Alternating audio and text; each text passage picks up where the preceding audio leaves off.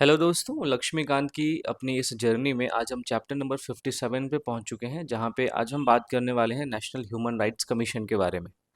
तो as usual इस पूरे चैप्टर को छोटे-छोटे सब हेडिंग्स के थ्रू हम समझेंगे, ताकि जो भी हम इन्फॉर्मेशन इस चैप्टर से गेन करेंगे, उस इन्फॉर्मेशन को सिस्टमैटिक तरीके से हम अपने माइंड में स्टोर कर सकें। तो सबसे पहले हम देखेंगे एनएचआरसी का एस्टेब्लिशमेंट किस तरीके से हुआ है, ये किस तरह की बॉडी है।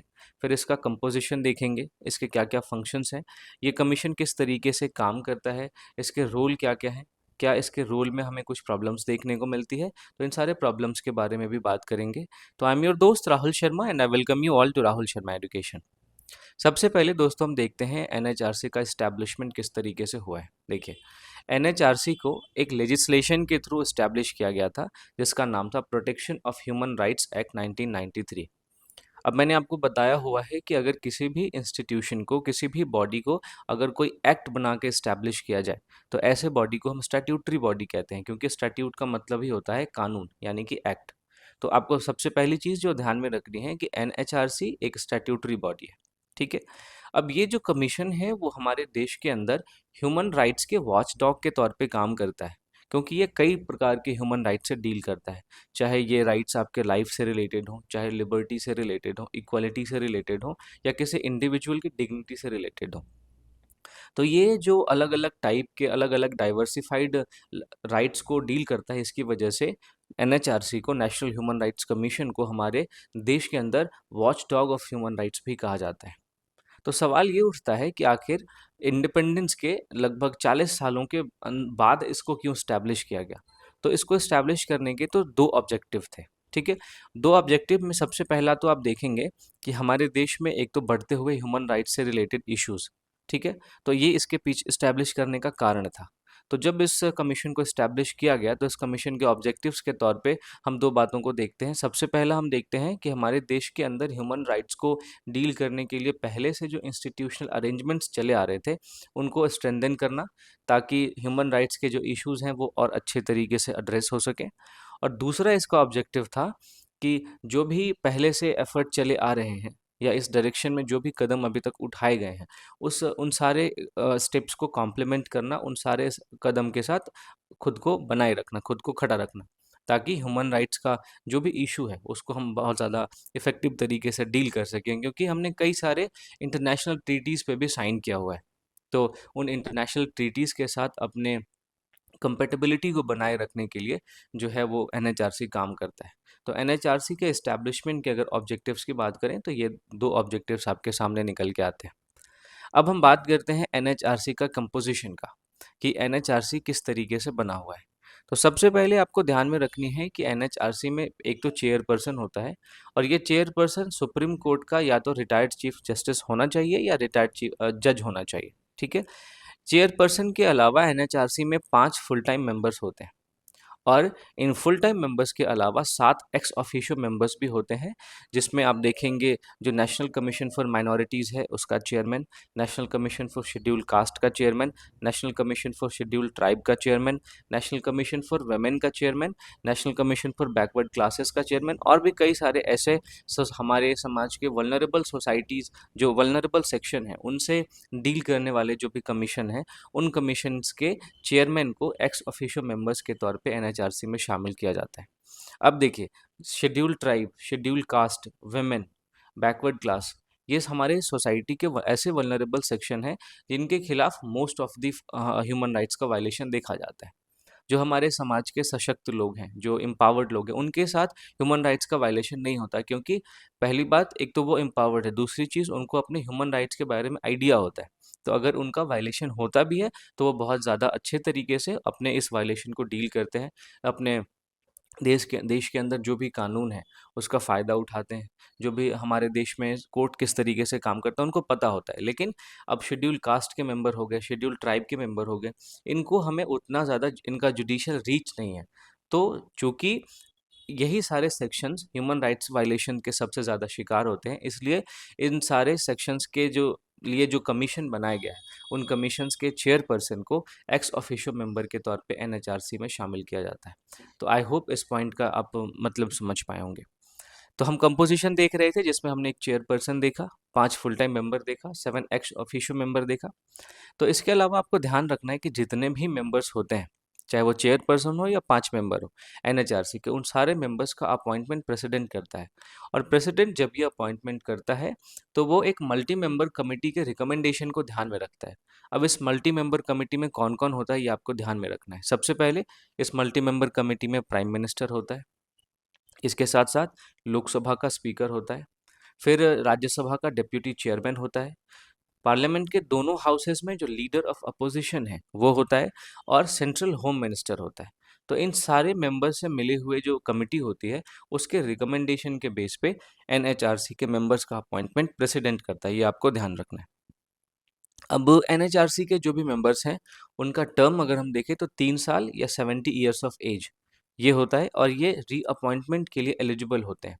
देखिए यहाँ पे एक कैच ये है कि एनएचआरसी के मेंबर्स दोबारा से एनएचआरसी के मेंबर्स बन सकते हैं, लेकिन इसके अलावा वो सेंट्रल गवर्नमेंट में या स्टेट गवर्नमेंट में, इन दोनों में एनएचआरसी के अलावा कोई दूसरा एम्प्लॉयमेंट होल्ड नहीं कर सकते। ये आपको ध्यान में रखना है, ठीक है। इसके साथ साथ आप देखेंगे कि जो चेयरपर्सन होता है एनएचआरसी का, उसको प्रेसिडेंट कुछ सर्कमस्टांसेस में रिमूव भी कर सकता है। तो ये कौन कौन से सर्कमस्टांसेस हैं आइए इस पे नज़र डालते हैं।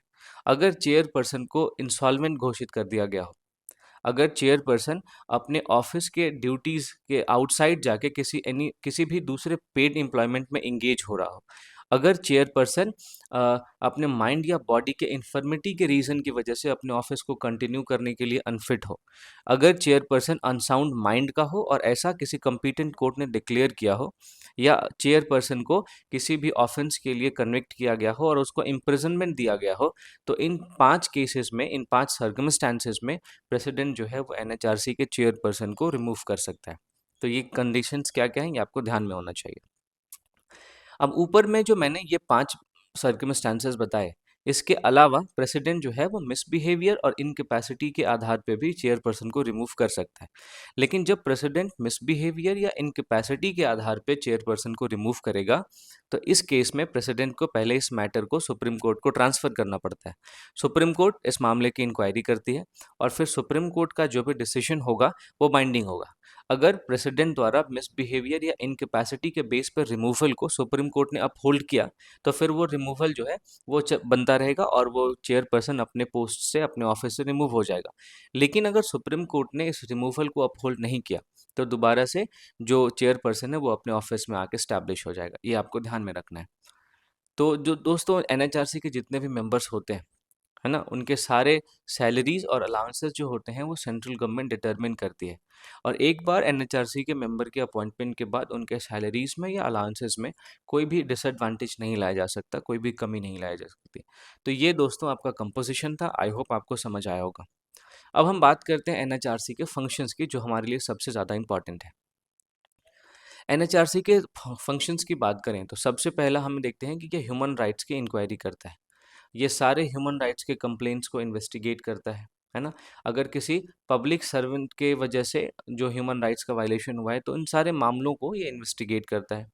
इसके अलावा आप देखेंगे कोर्ट इंटरवेंशंस हमें देखने को मिलता है, क्योंकि ये कोर्ट केसेस में भी इंटरवीन कर सकता है, ऐसे केसेस जो ह्यूमन राइट्स से रिलेटेड हो, है ना। लेकिन ऐसे केसेस में इसको मतलब इंटरवीन करने के लिए इनको कोर्ट्स के अप्रूवल की ज़रूरत होती है। साथ ही साथ ये कस्टोडियल इंस्टीट्यूशंस को विजिट भी करते हैं, जैसे ये जेल्स का इंस्पेक्शन करते हैं, है ना, जो डिटेंशन सेंटर होता है उनको इंस्पेक्ट करते हैं। साथ ही साथ उन जेल्स में, उन डिटेंशन सेंटर में जो लिविंग कंडीशन कैसा है, या जो ह्यूमन राइट्स हैं उनका प्रोटेक्शन हो रहा है या नहीं हो रहा है, इन सारी बातों को वो चेक करते हैं। इसके साथ साथ आप देखेंगे हमारे देश के अंदर जो भी कॉन्स्टिट्यूशनल या लीगल सेफगार्ड हमारे देश के ह्यूमंस को दिए हुए हैं, जो कि हमारे ह्यूमन राइट्स के प्रोटेक्शन से रिलेटेड है, उन सबको रिव्यू करता है, और अगर कुछ इम्प्रूवमेंट की ज़रूरत है तो उन सारे इम्प्रूवमेंट्स को भी सजेस्ट करता है। साथ साथ आप देखेंगे हमारे देश के अंदर ये रिसर्च करता है कि ह्यूमन राइट्स के कौन कौन से मामले सबसे ज़्यादा हैं, कौन कौन से हमारे देश के ऐसे ग्रुप हैं, कौन कौन सी कम्युनिटी है जो ह्यूमन राइट्स के वायलेशन से सबसे ज़्यादा प्रभावित हो रही है। तो इन सब चीज़ों के बारे में ये रिसर्च करता है। और हमारे देश के अंदर कई सारे अवेयरनेस प्रोग्राम्स को भी चलाता है ताकि लोगों को अपने ह्यूमन राइट्स के बारे में नॉलेज हो सके। जब उनके ह्यूमन राइट्स का वायलेशन हो तो उनको ये पता चले कि उनके ह्यूमन राइट्स का वायलेशन हुआ है, और ऐसी स्थिति में उनके पास क्या-क्या ऑप्शंस हैं ये भी पता होना चाहिए। तो रिसर्च एंड अवेयरनेस का भी इसका फंक्शन है। साथ ही साथ जो ह्यूमन राइट्स के बारे में लिटरेसी है, उसको भी प्रमोट करने का काम एनएचआरसी करता है, क्योंकि जो एनजीओज़ हैं जो कि इस दिशा में काम करते हैं, उनके एफर्ट्स को इनकरेज करना, या फिर जो भी ह्यूमन राइट्स के फील्ड के इंडिविजुअल्स हैं जो उनको अवेयर करवाना, उनका हेल्प लेके अवेयरनेस फैलाना, फिर ये लोगों को ये बताना कि आपकी ह्यूमन राइट्स का प्रोटेक्शन किस तरीके से होता है। तो ह्यूमन राइट्स के बारे में जो भी ज़रूरी बातें हैं, जो ह्यूमन राइट्स की लिटरेसी है, उसको प्रमोट करना भी एनएचआरसी का फंक्शन है। इसके साथ साथ आप देखेंगे, चूँकि हमने कई सारे इंटरनेशनल ट्रीटीज़ को साइन किया हुआ है जो ह्यूमन राइट्स से रिलेटेड है, तो इन इंटरनेशनल ट्रीटीज़ को भी रिव्यू करने का फंक्शन एनएचआरसी का है, क्योंकि हम देखेंगे कि ये इस इंटरनेशनल ह्यूमन राइट्स ट्रीटीज़ को स्टडी करते हैं। साथ ही साथ गवर्नमेंट को इस बात के लिए एडवाइस करते हैं कि इन ट्रीटीज़ का इम्प्लीमेंटेशन किस तरीके से हो। इसके अलावा ये टेररिज्म और इंसर्जेंसी इम्पैक्ट के को भी मॉनिटर करते हैं, क्योंकि जो टेररिज्म है, नक्सलिज्म है या कम्युनल वायलेंस है, इन सारे फैक्टर्स को ये एग्जामिन करते हैं जो हमारे देश के अंदर आप देखेंगे ह्यूमन राइट्स को अफेक्ट करते हैं, और इन सब से प्रिवेंट करने के लिए क्या क्या मेजर्स लिए जाने चाहिए, उसका रिकमेंडेशन भी एनएचआरसी करते हैं। तो इस तरीके से ये जो 7-8 फंक्शन मैंने आपको बताए, इन सारे सब हेडिंग्स के बारे में आपको पता होना चाहिए। अगर ये सब हेडिंग्स आपको पता है तो आप आराम से एनएचआरसी के फंक्शंस को लिख सकते हैं। अब इन सब के अलावा एनएचआरसी का जो है वो प्राइमरी गोल मैंने आपको बताया कि प्रोटेक्शन और promotion of human rights in India है। ये हमारे देश के अंदर अवेयरनेस एफर्ट भी चलाता है। जो हमारे देश में सिविल सोसाइटी है, उनकी हेल्प लेता है, एनजीओज़ के साथ कोऑपरेट करता है, मीडिया और एक्टिविस्ट की हेल्प लेके हमारे देश के अंदर ह्यूमन राइट्स के बारे में अवेयरनेस फैलाने का काम करता है। और ये फील्ड एक्टिविटीज़ भी करता है, जैसे कैंप्स ऑर्गेनाइज करना, ओपन हियरिंग करना हमारे पूरे देश में, ताकि लोगों के डोर स्टेप पे, लोगों के दरवाजे पे जाके जस्टिस को डिलीवर किया जा सके। ठीक है? तो इस तरीके से हमने देखा कि जो एनएचआरसी है, उसके फंक्शंस क्या-क्या हैं। अब आपको एक चीज़ और ध्यान में ये रखनी है कि कौन-कौन से ऐसे मामले हैं जिनको जिनसे रिलेटेड कंप्लेंट्स को एनएचआरसी प्रायोरिटी देती है। तो सबसे पहला आप देखेंगे, अगर किसी पब्लिक सर्वेंट के नेग्लिजेंस की वजह से ह्यूमन राइट्स का वायलेशन होता है, तो ऐसे कंप्लेंट्स जो है वो एनएचआरसी देखेगी। साथ ही साथ कस्टोडियल इश्यूज़ हो गए, जैसे आप देखेंगे हाल के दिनों में कस्टोडियल डेथ्स हमें काफ़ी ज़्यादा देखने को मिलती है। कस्टोडियल टॉर्चर हमें देखने को मिलता है, फेक एनकाउंटर्स हमें देखने को मिल रहे हैं। तो इन सारे इश्यूज़ से रिलेटेड कंप्लेंट्स को एनएचआरसी डील करता है। हमारे देश में सिक्योरिटी फोर्स वायलेशंस के भी कई मामले देखने को मिलते हैं। जैसे आप देखेंगे हमारे देश में एक एक्ट है जिसको हम अफस्पा कहते हैं, armed forces special powers act. तो हमारे देश के कई राज्यों में अफस्पा को इम्प्लीमेंट किया गया है, बट हमारे डेमोक्रेटिक कंट्री में अफस्पा को इम्प्लीमेंट करने की वजह से अफस्पा की काफ़ी आलोचना भी होती है। तो अफस्पा के अंदर सिक्योरिटी फोर्सेस के मेंबर्स को इस बात की शक्ति होती है कि वो किसी की जान तक भी ले सकते हैं इंटरनल सिक्योरिटी को सिक्योर करने के लिए। तो ऐसे केसेस में हमें सिक्योरिटी फोर्सेस के मेंबर्स के द्वारा अफस्पा कानून का काफ़ी ज़्यादा वायलेशन भी देखने को मिलता है। तो इन सिक्योरिटी फोर्सेस के मेंबर्स के द्वारा जब ह्यूमन राइट्स का वायलेशंस किया जाता है, तो इससे रिलेटेड कंप्लेंट भी एनएचआरसी देखती है। साथ ही साथ अगर women, children, scheduled caste, scheduled tribe या हमारे सोसाइटी के वल्नरेबल ग्रुप्स के साथ कोई एट्रॉसिटी होता है या अत्याचार होता है, तो इनसे रिलेटेड कंप्लेंट्स भी एनएचआरसी देखती है। इसके अलावा आप देखेंगे कि बंधुआ मजदूरी या जो बाल मजदूरी है, चाइल्ड लेबर, या फिर रिटायरल बेनिफिट्स के नॉन पेमेंट से रिलेटेड मैटर हो, यानी कि जब भी कोई गवर्नमेंट का एम्प्लॉय रिटायर करता है तो उसको कुछ पेमेंट मिलता है, तो उस नॉन पेमेंट से रिलेटेड अगर मामला हो तो उसको भी एनएचआरसी डील करता है।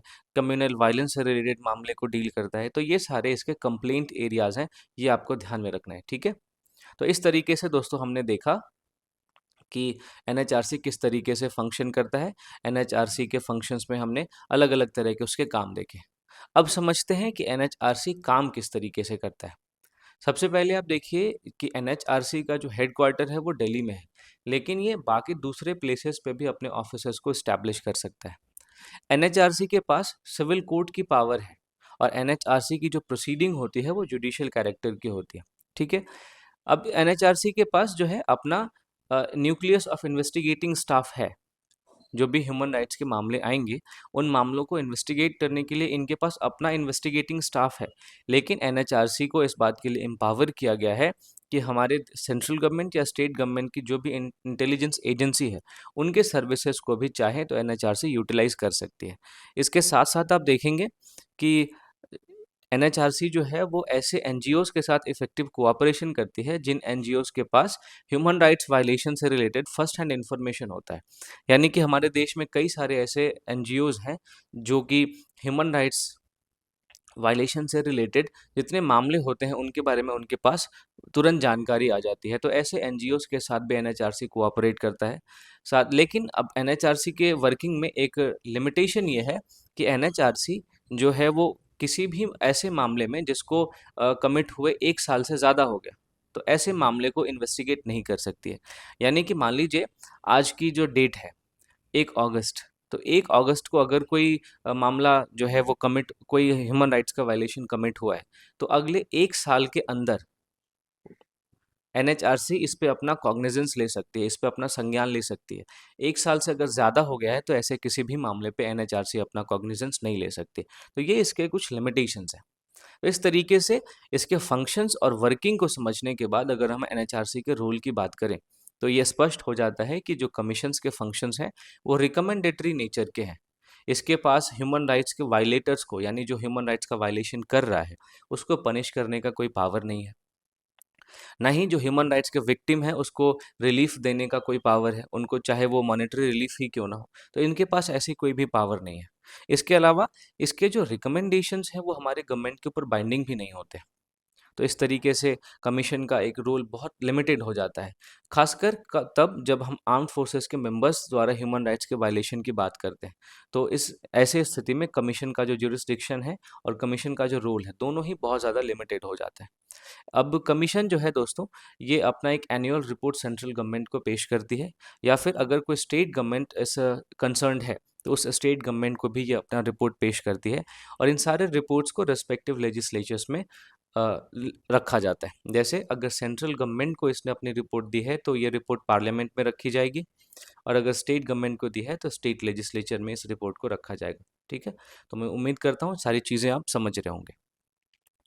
अब इसके वर्किंग और फंक्शंस को समझने के बाद हम ये ज़ाहिर तौर पे कह सकते हैं कि एनएचआरसी के साथ कुछ लिमिटेशंस हैं, कुछ प्रॉब्लम्स ज़रूर हैं। तो कमीशन ने खुद ही अपने प्रॉब्लम्स को आइडेंटिफाई किया है, और इन सारे प्रॉब्लम्स को हम 3 सब हेडिंग्स में देख सकते हैं। सबसे पहला है एडमिनिस्ट्रेटिव कंस्ट्रेंट्स मान, यानी कि एडमिनिस्ट्रेटिव मामलों में इसके पास जो लिमिटेशन है वो इसके लिए, इसके अच्छे तरीके से ऑपरेशन करने के लिए, इनके ऑपरेशनल इन्फ्लुएंस में बाधा बनती है। जैसे देखिए, हमारे देश में एनएचआरसी ने पेरिस प्रिंसिपल्स को फॉलो किया है। ठीक है, पेरिस प्रिंसिपल दोस्तों ह्यूमन राइट से रिलेटेड एक प्रिंसिपल है जो कि पूरे विश्व भर में ह्यूमन राइट से रिलेटेड मामले की जांच करता है। तो हमने पेरिस प्रिंसिपल को फॉलो किया है, लेकिन हमारे देश के अंदर ह्यूमन राइट्स को के वायलेशन से डील करने के लिए जिस तरीके का इंफ्रास्ट्रक्चर होना चाहिए उसकी कमी देखने को मिलती है, जिस तरीके की फंडिंग होनी चाहिए उसकी कमी देखने को मिलती है, साथ ही साथ स्टाफ की भी कमी देखने को मिलती है। तो एनएचआरसी को अपने स्टाफ में ऑटोनॉमी की ज़रूरत है। इनको अपना एक प्रेमिस मिलना चाहिए ताकि ये गवर्नमेंट के इन्फ्लुएंस से इंडिपेंडेंट होकर अपना काम कर सकें। अगर गवर्नमेंट का इन्फ्लुएंस होगा तो ह्यूमन राइट्स के वायलेशन के मामले जो है उस पे हम देखेंगे कि फ्रीक्वेंटली एनएचआरसी काम नहीं कर पाएगी, और गवर्नमेंट के इंटरवेंशन से कई सारे हमारे सोसाइटी के जो सेक्शंस हैं उन पे एट्रॉसिटीज़ भी हमें देखने को मिल सकती है। तो एडमिनिस्ट्रेटिव कंस्ट्रेंट में एक और चीज़ आपको ये ध्यान रखनी है कि एनएचआरसी का जो वर्कलोड है वो हाल के कुछ वर्षों में काफ़ी ज़्यादा बढ़ा है। आप देखेंगे हर साल 1 लाख से ज़्यादा कंप्लेंट एनएचआरसी के पास ह्यूमन राइट्स वायलेशंस के आते हैं। तो इस बढ़ते हुए वर्कलोड के कारण हमारे देश में चेयरपर्सन जो है एनएचआरसी का, उसको और ज़्यादा एडमिनिस्ट्रेटिव अथॉरिटी मिलना चाहिए। साथ ही साथ जो चेयरपर्सन है उसको पावर्स का डिसेंट्रलाइजेशन भी करके, माफ़ कीजिएगा, चेयरपर्सन को पावर्स भी ज़्यादा दिए जाने चाहिए और जो पावर्स हैं उनका डिसेंट्रलाइजेशन किया जाना चाहिए। तो ये कुछ एडमिनिस्ट्रेटिव कंस्ट्रेंट्स हैं जो एडमिनिस्ट्रेटिव फील्ड में हमें देखने को मिलते हैं एनएचआरसी के साथ हमें प्रॉब्लम। फाइनेंशियल कंस्ट्रेंट भी आप देखेंगे अब एनएचआरसी के साथ है, क्योंकि एनएचआरसी जो है वो मिनिस्ट्री ऑफ होम अफेयर से ग्रांट्स को रिसीव करती है। तो हालांकि इन पैसों से रिलेटेड फाइनेंशियल इंडिपेंडेंस एनएचआरसी के पास है, लेकिन इसके पास पूरी तरीके की फाइनेंशियल ऑटोनॉमी नहीं है। जैसे अगर इनको अपना व्हीकल परचेज करना है तो वो फ्रीली परचेज नहीं कर सकते। तो ये जो गवर्नमेंट के मिनिस्ट्री के ऊपर इनकी डिपेंडेंसी है फाइनेंशियल फील्ड में, वो इसके ऑपरेशनल एफिशिएंसी को हैम्पर करती है। साथ ही साथ अपने मैंडेट को फुलफिल करने की जो कमीशन की एबिलिटी है, उसको भी ये नेगेटिवली अफेक्ट करती है। तो ये फाइनेंशियल कॉन्स्ट्रेंट हो गया। इसके साथ साथ आप देखेंगे एनएचआरसी के पास मैन पावर यानी स्टाफ की भी काफ़ी कमी देखने को मिलती है, तो ये भी इसके सामने एक समस्या है। अब एनएचआरसी आप देखिए कभी भी अपना पूरा सैंक्शन स्ट्रेंथ पे नहीं पहुंच पाया है। ये हमेशा रिटायर्ड ऑफिसर्स पे या जो कंसल्टेंट्स होते हैं उन पे डिपेंडेंट रहा है। तो हमारे देश में अब हर साल 1 लाख से ज़्यादा ह्यूमन राइट्स वायलेशन के मामले आ रहे हैं। तो इतने वॉल्यूमिनस कंप्लेंट्स के कारण हमारे देश में एक एक्सपीरियंस स्टाफ की ज़रूरत हो जाती है एनएचआरसी के अंदर, स्पेशली जो कस्टोडियल डेथ इंक्वायरीज को अच्छे तरीके से डील कर सके, जो इलीगल डिटेंशन केसेस को अच्छे तरीके से डील कर सके। इसके अलावा आप देखेंगे जो कमीशंस का कोर यूनिट है और लॉ डिवीजन, वो भी स्टाफ के शॉर्टेज से सफ़र कर रहा है। अब सुप्रीम कोर्ट ने इन सारे प्रॉब्लम्स को देखते हुए गवर्नमेंट को ये डायरेक्शन भी दिया था कि जो मैन पावर का इशू है, इसको आप जल्दी से कुछ करेक्टिव एक्शन लीजिए, और इसको सुप्रीम कोर्ट ने हाईलाइट किया था। तो इस तरीके से हमने जो भी प्रॉब्लम्स है एनएचआरसी को, उसको 3 हेडिंग्स में डिवाइड किया: एडमिनिस्ट्रेटिव कंस्ट्रेंट्स में, फाइनेंशियल कंस्ट्रेंट्स में, और मैन पावर कंस्ट्रेंट्स में। तो इसी के साथ दोस्तों आज का जो हमारा ये सेशन है वो यहाँ पे ख़त्म होता है। और इस सेशन के पीडीएफ के लिए आप मेरे टेलीग्राम चैनल को ज्वाइन कर सकते हैं। और साथ ही साथ जाने से पहले दोस्तों, अगर आपने इस वीडियो को अभी तक लाइक नहीं किया है तो लाइक कर लीजिए, चैनल को सब्सक्राइब नहीं किया है तो सब्सक्राइब कर लीजिए, और ज़्यादा से ज़्यादा लोगों तक शेयर कीजिए, ताकि जो भी आप अच्छा कंटेंट इनटेक कर रहे हैं वो तो दूसरे लोग भी ऐसा कर सके, और इससे मेरे को भी थोड़ा सा मोटिवेशन मिलता रहता है। तो मिलता हूँ आपसे अगली वीडियो में, तब तक के लिए थैंक यू।